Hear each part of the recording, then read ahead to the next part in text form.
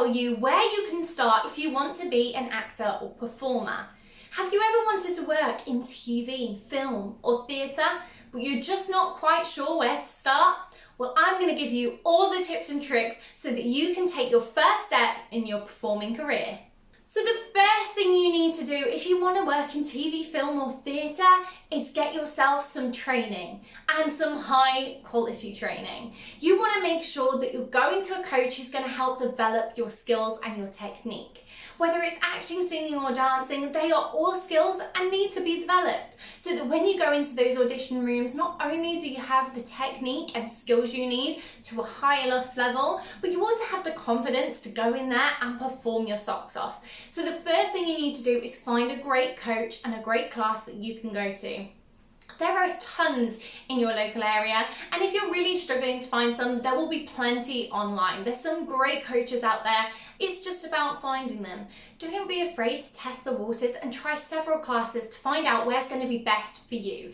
Each class will have a different coach, a different environment, different people, and different facilities that you can benefit from. So test a few out and see where's going to be right for you so that you're going to be making the most and getting the most out of your training to help you develop as an actor and performer. So the first thing you need to get sorted is get training. So find a class and go for it.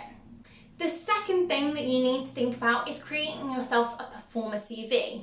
Why? Because this will mean you can apply to local opportunities and agents to help you get auditions, casting calls, and eventually book jobs. So by creating a performer CV, it's slightly different from what normal CVs are. In school, they might teach you how to create a CV or a resume, but a performer CV is totally different, and what needs to be on it changes massively. So I've created a free guide, and this tells you step by step how you create a performer CV. I'll link it in the show notes below, but this guide literally gives you a step-by-step plan of what you need to do and what you need to fill in, and it also gives you a template that you can literally copy for yourself. So you can make a performer CV at home by following this guide.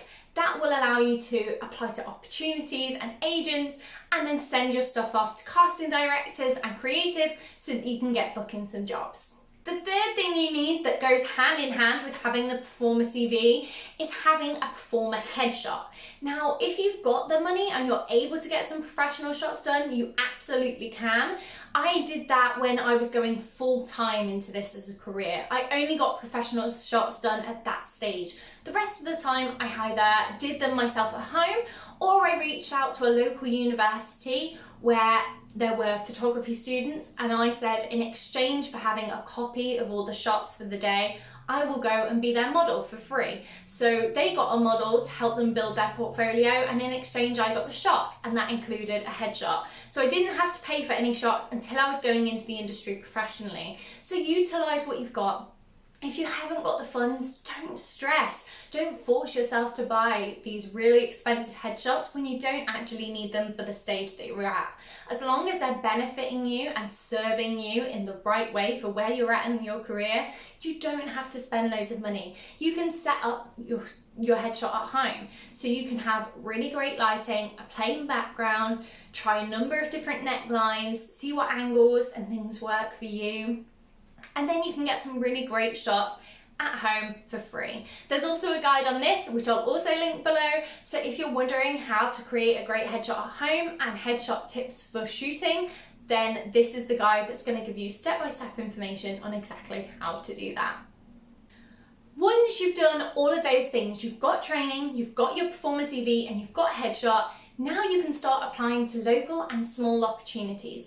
This will allow you to help build your experience, build up your credits and your credibility in the industry. It'll enable you to network and get more known for the things that you do, so you can start applying to bigger projects after. Also, this will help getting you on things like the Spotlight, which is a whole other video, and getting you in with a really great agent.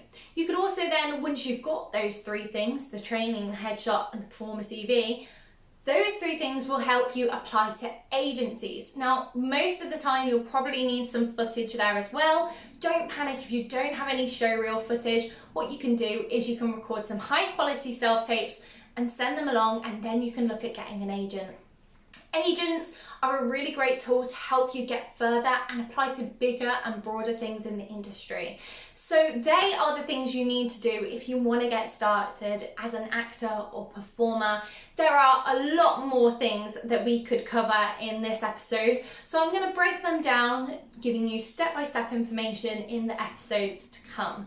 But I hope that this was super beneficial for you all. Please don't forget to like and subscribe to this channel, and I'll see you all very soon.